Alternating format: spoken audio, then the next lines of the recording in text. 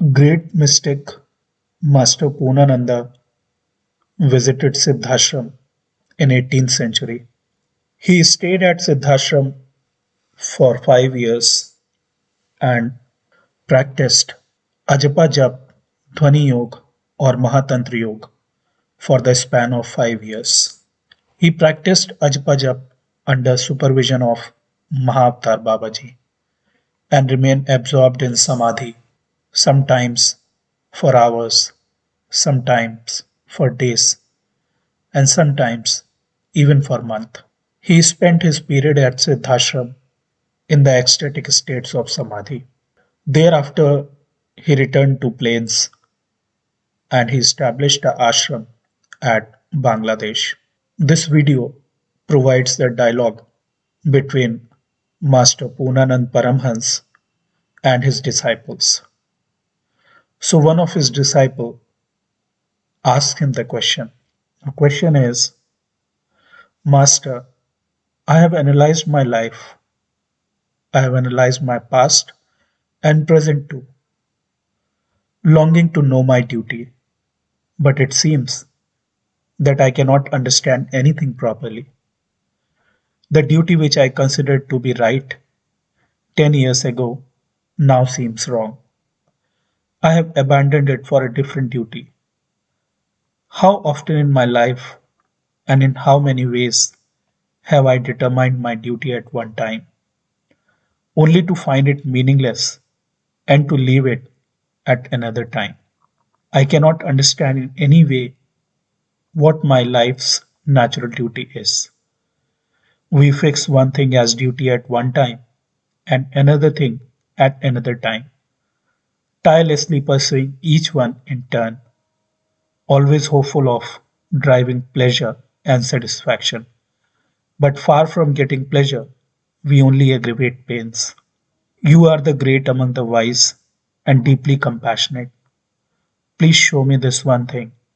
Why can't I ascertain my duty?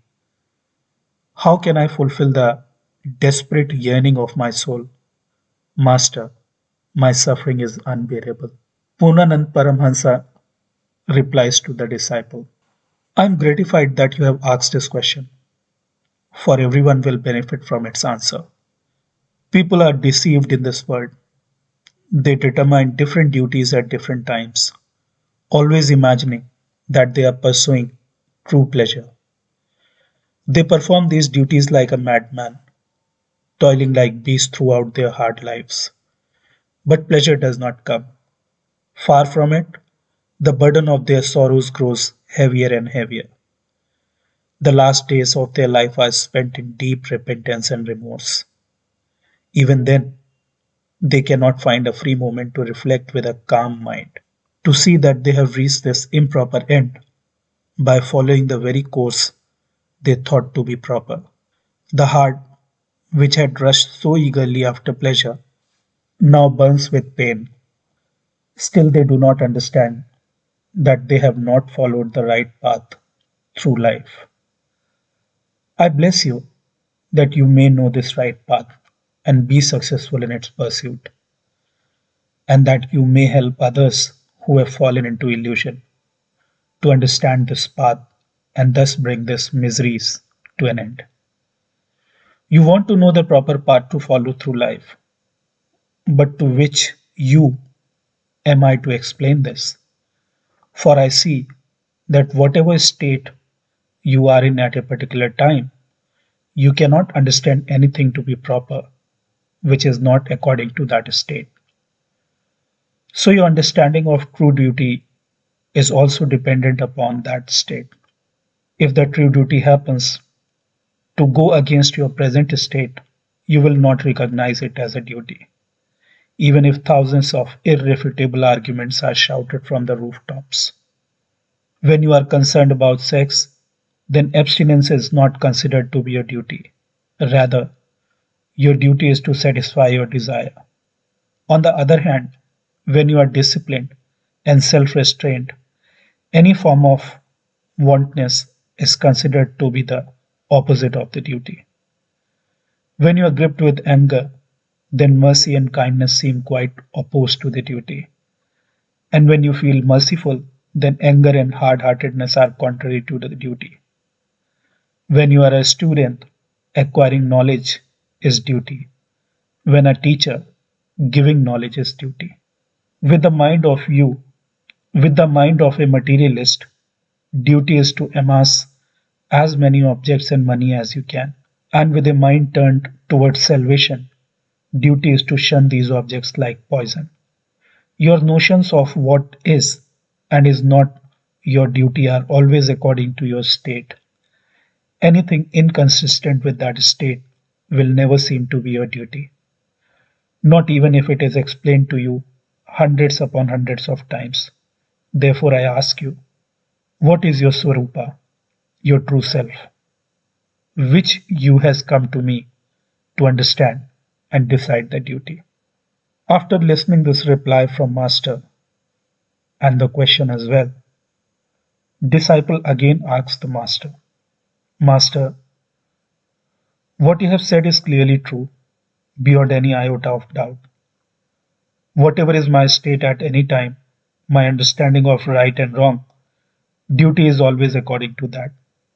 And I cannot understand anything to be right or wrong beyond that. As a young child, I considered nothing but games and pranks to be my duty, and would not stop for all that scoldings and even beatings could do.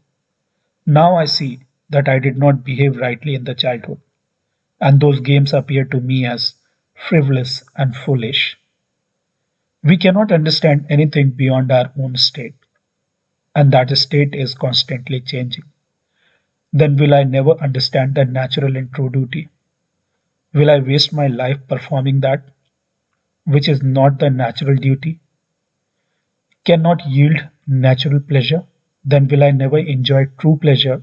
Will I only suffer misery throughout my life, Master?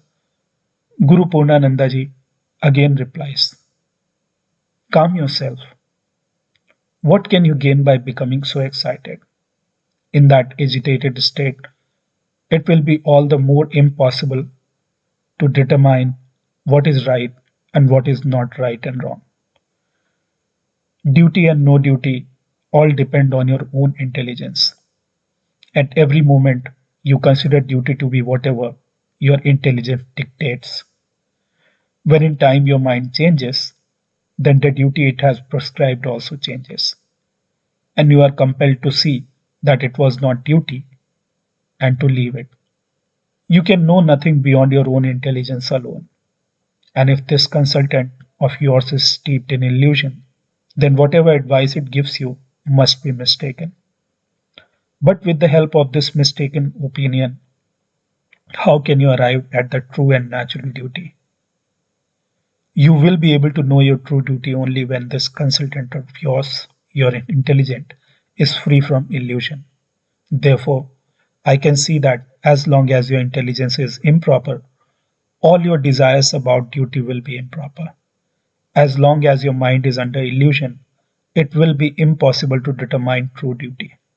In these circumstances, you must first see what you are thinking about, then see whether your present intelligence is in illusion or not, and then learn what state of mind is under illusion and what state is free of illusion. You must study these matters with particular attention. If you carefully observe thoughts, you'll find that all your present understanding is relative. By comparing one object with another, you observe the difference between them. You consider something to be right and establish it as a standard of right and proper.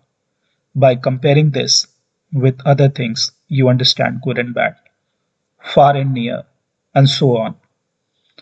It is only this comparison which gives rise to the notion of other. If there were no comparison, there would be no senses of duality or dvanda, and in such a state, there is no possibility of ascertaining good, bad, mine, yours, far, and near. Knowledge of what a thing actually is in itself is only possible when no comparison is made. Therefore, the only true and absolute knowledge is that which comes to the mind in a state of devoid of dvanda or duality. All other knowledge is relative. If you observe inquisitively, you'll see that base of relative knowledge is ego or I. I consider all things in comparison with and in relation to this I. In order to understand anything, I compare it with this I and I say, I understand. Thus, the knowledge of self and the feeling of ego is the strongest and most profound of all. I consider nothing to be so right or proper as I myself. Only when I eliminate this particular I from my thought do I compare myself to myself alone. It is obvious that if the standard of knowledge is under illusion, then everything measured by that false standard would likewise be false and illusory. As long as my knowledge of who am I is illusory, then all relative knowledge will be illusory. I will be able to understand without illusion only when my object of comparison, this particular I, is known without illusion. Therefore, it is impossible to understand anything properly unless I properly understand what I am. Therefore, unless I first understand this I, it will also be about myself. My idea of duty will always be according to that. Therefore, since we cannot go beyond our present state, we cannot understand the proper duty. You do not understand your own self. You are not acquainted with yourself. Then, whose duty are you going to decide? And if you don't know your own self, then whose desires are you seeking to fulfill? You are so deeply engaged in seeking the duty and pleasure of one whom you do not know at all. What is that one? Even this you do not know. In the state in which he exists, what are his wants? What will bring him joy? How is all this to be decided? This is why I say that people in this world are rushing about like a madman in search of pleasure. But proceeding in this manner, an eternity would not suffice to attain the joys which the soul desires. When I know myself, when I understand what I am, then my needs, my wants, and my pleasure I truly desire can be ascertained.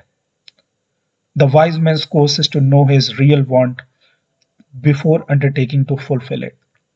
It is only natural that if one thing is the object of desire, then its procurement will fulfill the desire and bring forth pleasure. Just as in a state of thirst, water is the object of desire, and so drinking water will remove the want and leave no desire.